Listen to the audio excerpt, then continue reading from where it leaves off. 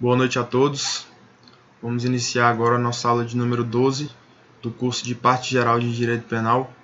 Vamos tratar hoje sobre o tipo penal. Bom, meus caros, o conceito de tipo penal.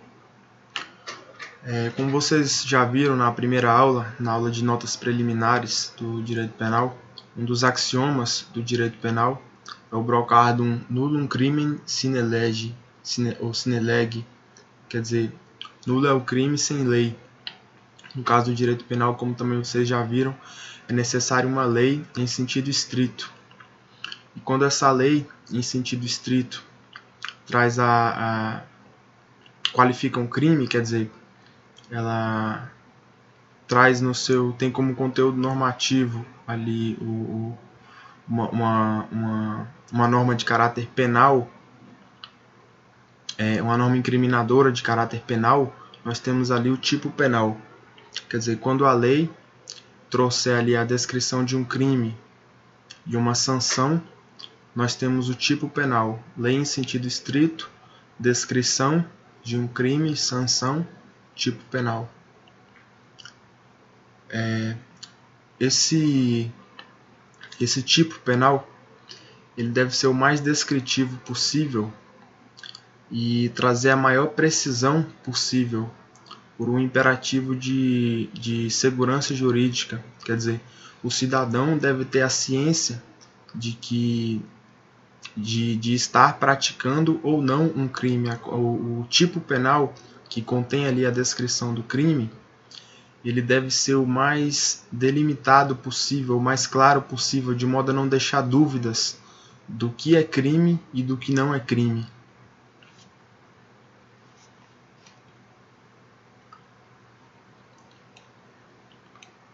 Meus caros, como já foi abordado também em aulas anteriores, a tipicidade penal, que é um dos elementos do fato típico, ela tem dois desdobramentos.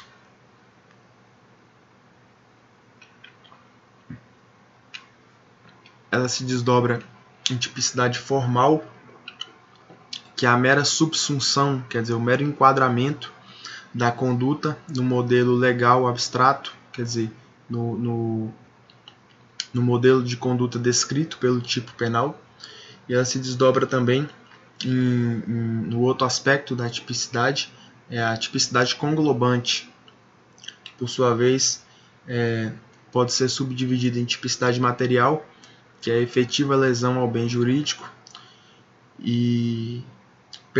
retomando aqui, a tipicidade penal se desdobra em tipicidade formal e conglobante, e a tipicidade conglobante possui, por sua vez, duas subdivisões, que é a tipicidade material, correspondente à efetiva lesão ao bem jurídico protegido, e a antinormatividade. A antinormatividade é uma espécie de contrariedade geral ao ordenamento jurídico, no sentido de que o ordenamento jurídico não pode ordenar aquela conduta e não pode fomentar também aquela conduta. Um exemplo que o Rogério Greco traz é, por exemplo, uma hipótese de uma cirurgia de emergência. Ali o sujeito sofreu um ataque cardíaco, e aí o médico tem que pegar e abrir ali o peito dele para fazer o procedimento cabível ali, seja desobstruir uma artéria ou colocar ali algum tipo de aparelho e etc. E isso é uma lesão corporal, na verdade, vista de maneira meramente analisando de forma fria ali o tipo da lesão corporal. Essa conduta se enquadra como lesão corporal. No entanto, essa é uma conduta fomentada pelo ordenamento jurídico, quer dizer, o médico tem a função precípua de salvar a vida do paciente, e se for necessário ele pode e deve recorrer ao expediente cirúrgico, que visto de forma fria, corresponde ali a uma lesão corporal. Mas como é uma lesão corporal, uma espécie de lesão corporal fomentada pelo ordenamento jurídico, ela elide aqui o requisito da antinormatividade, e aí cai a tipicidade conglobante, cai a tipicidade penal e cai o crime. A conduta passa a ser lícita. O terceiro elemento que nós vamos ver aqui a adequação típica.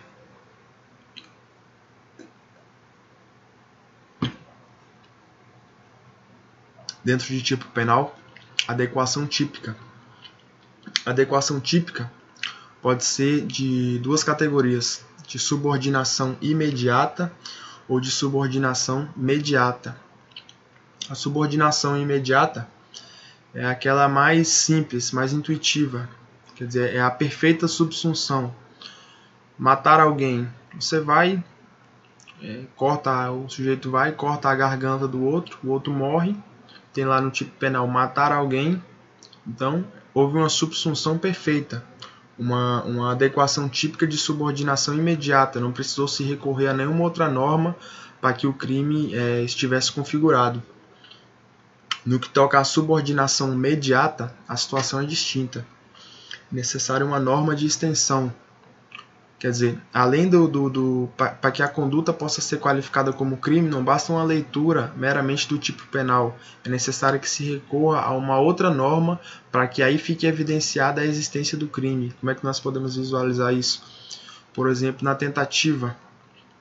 Se você pega uma arma de fogo, tem ali o seu desafeto, você aponta a arma de fogo para ele, atira, e o tiro não pega nele. O tiro passa aqui, vamos supor, a 2 centímetros da orelha dele, não causa nenhum dano, não prejudica ele de forma nenhuma, às vezes ele nem viu que aquilo ali aconteceu, e tem lá no tipo penal, matar alguém.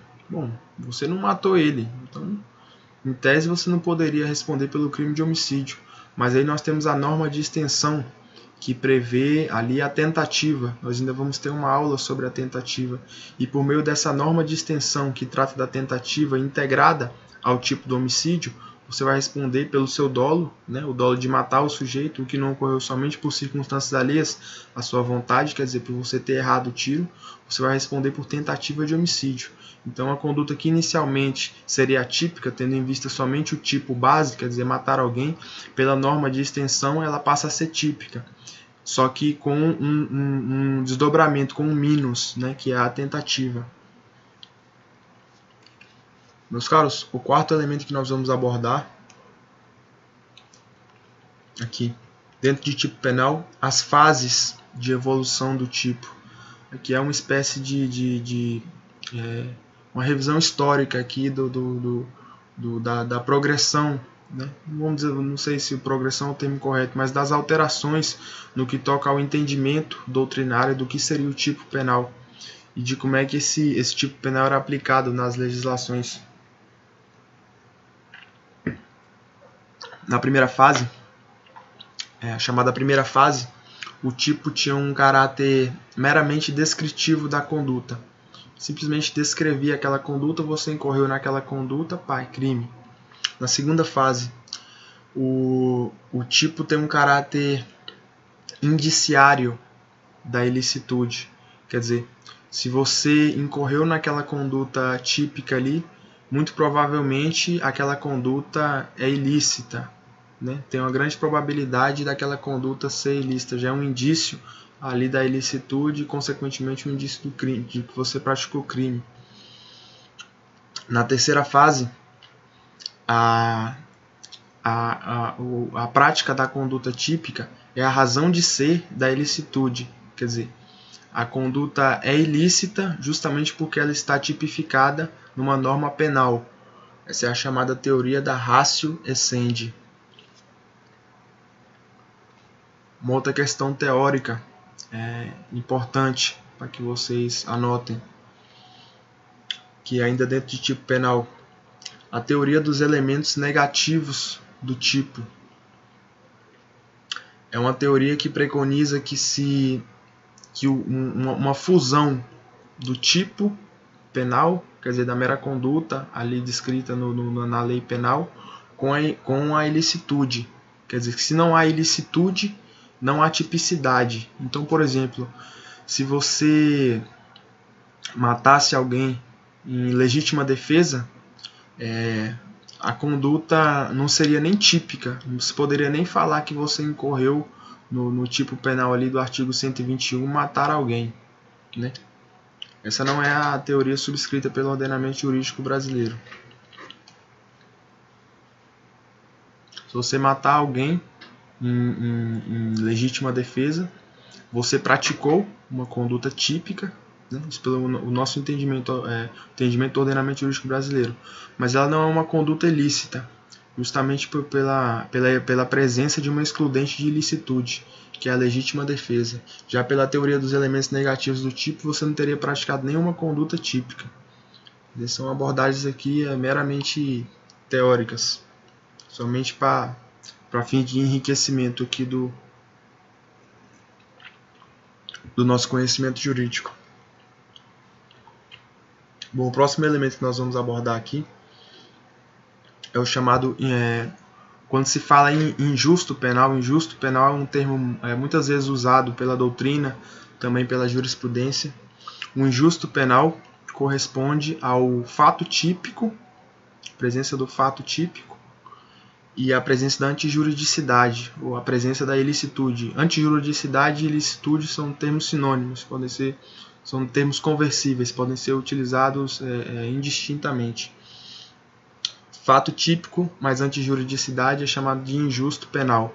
Note-se que a mera existência do fato típico e da antijuridicidade ou da ilicitude não perfaz ainda o crime, uma vez que pela teoria, como nós já vimos, o conceito analítico de crime prevê uma tripartição ali do crime em 3 elementos: o fato típico, a antijuridicidade ou ilicitude e a culpabilidade. Mas se falar injusto penal, está se referindo somente a fato típico e antijuridicidade ou ilicitude. Bom, dentro do tipo penal, nós temos algumas categorias. Podemos dividir em tipo básico e tipo derivado. O tipo básico seria a mera descrição da conduta. Novamente, usando o crime de homicídio como exemplo, seria o matar alguém. Esse é o tipo básico. O tipo derivado são aquelas circunstâncias modificadoras.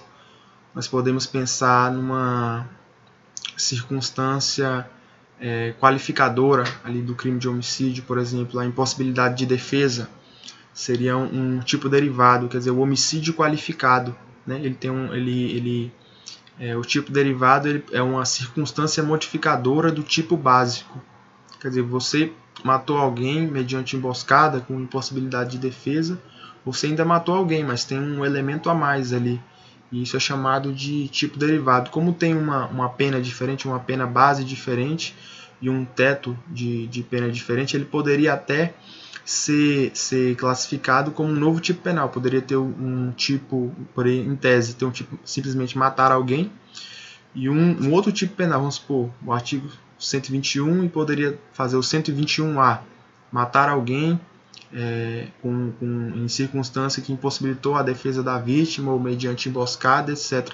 Mas a técnica legislativa utilizada pelo nosso legislador penal foi embutir esses tipos derivados dentro ali do mesmo artigo do tipo básico, fazendo a separação ali em parágrafos e incisos, mas dentro do mesmo artigo.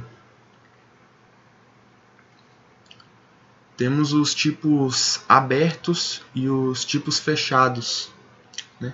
No tipo fechado, você tem uma descrição completa da conduta, né? Já nos tipos abertos, você tem uma necessidade de complementação pelo intérprete. Os tipos abertos são notadamente os tipos culposos, quer dizer, você pode incorrer numa conduta culposa de diversas maneiras, e o legislador não poderia prever todas essas maneiras em que você pode incorrer numa conduta culposa para botar ali no tipo penal. Então, quando tem uma ressalva ali no dispositivo, também se pune mediante culpa, essa culpa pode se materializar em qualquer espécie de conduta. Temos também os tipos congruentes e os tipos incongruentes. Bom, nos tipos congruentes, há uma correspondência entre a parte subjetiva, quer dizer, a intenção do agente, e a parte objetiva, a produção do resultado. Por exemplo, no crime de lesão corporal, você bateu no cara e machucou ele, né? Seria o tipo, seria a forma mais elementar e mais comum, né? Em que a intenção do agente corresponde, se exaure ali na produção daquele determinado resultado. Seria essa a definição, que a intenção manifesta do agente se exaure ali na produção do resultado. Já nos tipos incongruentes, disse que há um fim especial de agir. E aí o Rogério Greco traz aqui o exemplo da extorsão mediante sequestro. Quer dizer, o cara sequestra a pessoa não como um fim em si mesmo, mas para obter com aquele sequestro alguma espécie de vantagem, né? Então o dolo dele não foi só de sequestrar, foi de sequestrar para obter uma vantagem, né? Esse seria o chamado tipo incongruente, quando há uma finalidade especial, né? um dolo a mais, né? O dolo dele não foi só de sequestrar a pessoa, de restringir a liberdade, que por si mesmo já seria um crime, mas de restringir para obter alguma vantagem econômica, né? Tem também uma classificação que o Rogério Greco traz aqui, do chamado tipo complexo, né? Porque na teoria causal, o injusto penal, quer dizer, o fato típico somado à antijuridicidade, ele tinha um caráter puramente objetivo, e os elementos subjetivos, quer dizer, o dolo e a culpa, estariam concentrados na culpabilidade. Isso pela teoria causal. Mas na teoria finalista da ação, que é adotada no nosso ordenamento jurídico, os elementos subjetivos, quer dizer, o dolo e a culpa, foram transferidos para o próprio tipo penal. Como nós vimos, o primeiro elemento do tipo penal ali é a conduta, né? Rememorando, conduta, resultado, nexo de causalidade e tipicidade, compõem um fato típico. Então, um fato típico, para a nossa teoria, é um fato típico complexo, porque ele reúne tanto elementos objetivos, ali, a produção do resultado, né, quanto elementos subjetivos, a conduta do sujeito. Vamos passar para o próximo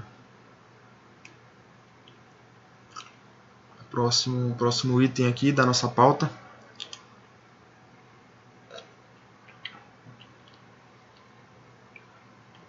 É o tema mais longo aqui. Vamos tratar das elementares do tipo. O que seriam as elementares? São os dados essenciais contidos na figura típica.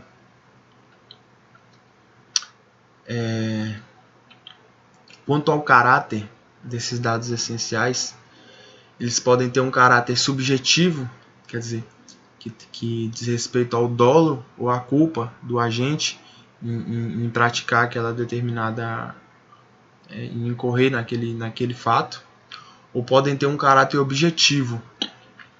Quando eles têm um caráter objetivo, eles descrevem a ação do agente, o objeto podem descrever, né, a ação, o objeto da ação, o resultado, as circunstâncias externas, podem descrever a pessoa do autor, em algumas hipóteses, por exemplo, o crime de prevaricação só pode ser exercido por um funcionário público, o crime de aborto, em determinadas hipóteses, é a própria mãe que pratica, e pode descrever, em algumas hipóteses também, o sujeito passivo, né? No caso, vamos supor, a administração pública, em determinadas hipóteses.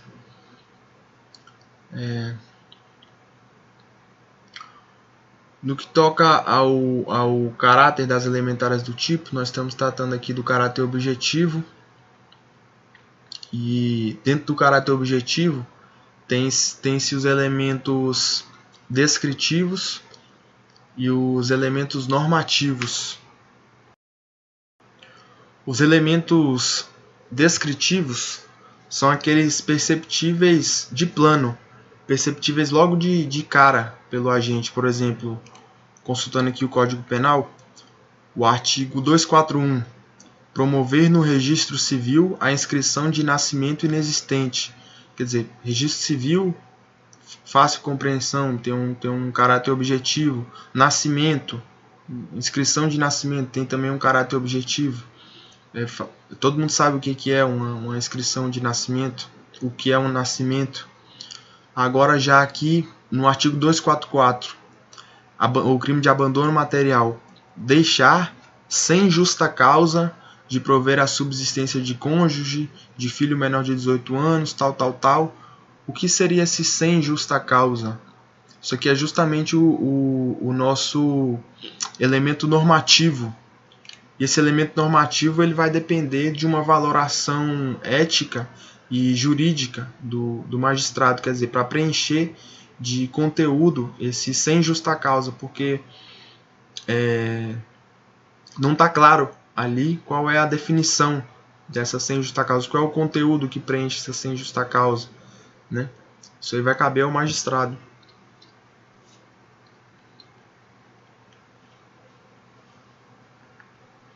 Dentro das elementares, nós podemos falar em elementos específicos. Dentro desses elementos específicos, podemos fazer uma subdivisão em núcleo, sujeito e objeto material. O núcleo do tipo penal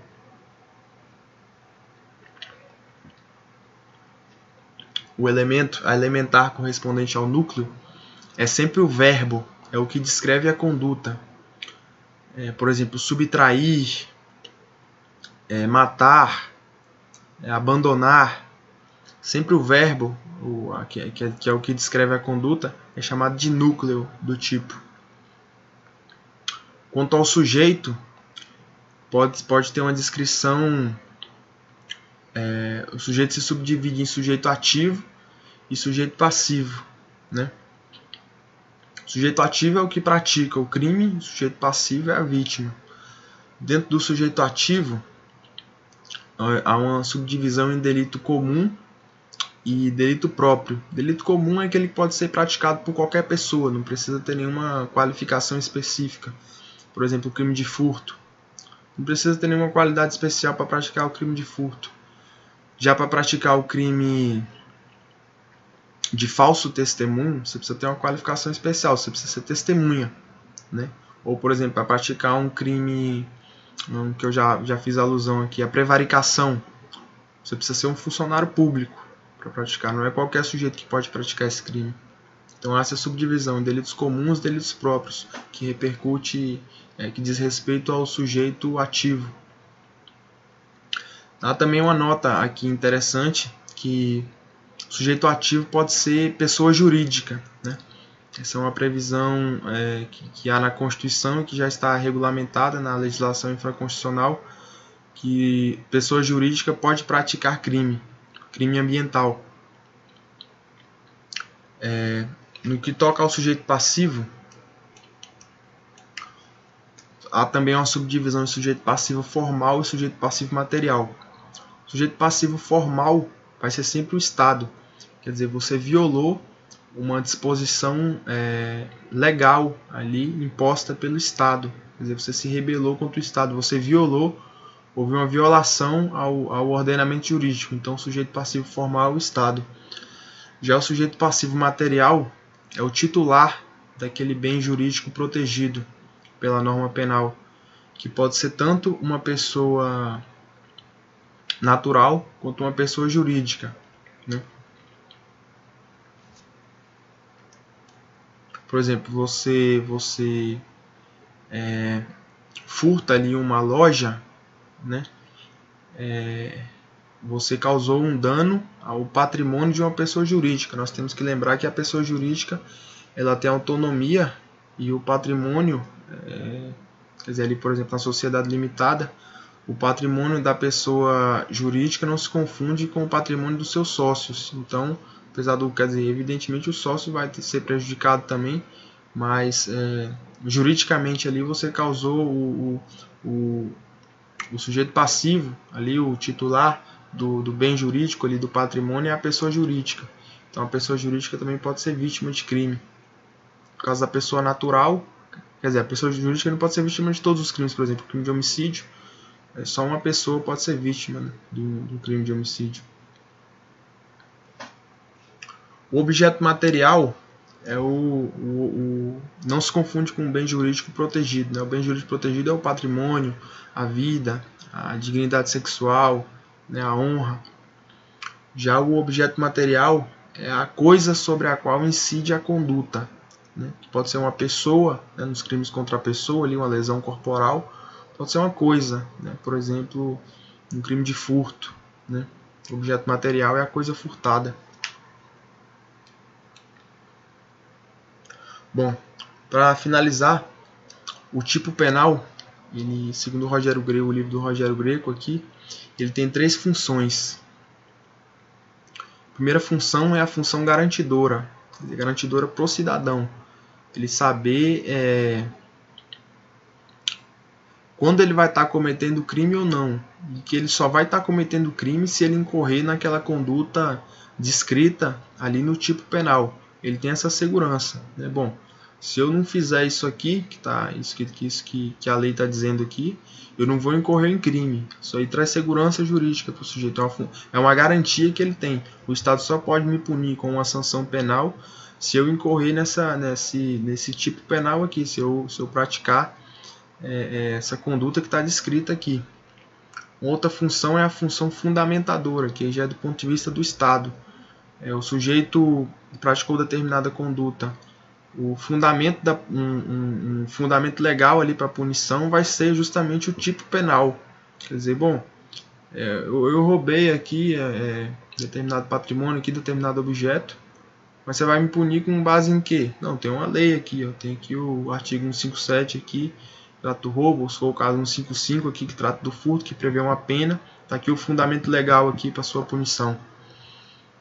E tem uma função, o tipo penal também, a função selecionadora das condutas. Quer dizer, dentro daquilo que nós vimos da intervenção mínima, e da fragmentariedade e etc., o tipo penal ele vai selecionar ali só aquelas condutas mais lesivas aos bens jurídicos mais caros à sociedade, né? Função selecionadora de condutas. Bom, meus caros, já passamos aqui de 27 minutos de aula. Foram muitas subdivisões aqui, muitos elementos. Eu vou deixar de fazer a revisão relâmpago aqui, mas eu me comprometo a separar um bloco de aulas só para fazer essas revisões e listando ali as palavras-chave para que possa ativar na memória de vocês a breve explicação que eu dei, junto com o conteúdo que vocês já estudaram, de modo a ser um reforço e uma revisão para o estudo de vocês. Nas próximas aulas nós vamos abordar ainda uma temática ligada ao tipo penal. Vamos tratar do tipo culposo e do tipo doloso. Muito obrigado pela atenção. Desculpem qualquer coisa, se eu cometi algum equívoco em alguma explicação, falei alguma besteira, eu peço por favor que me comuniquem para que eu possa aprender também e possa corrigir e me retratar nas próximas oportunidades. Muito obrigado, boa noite.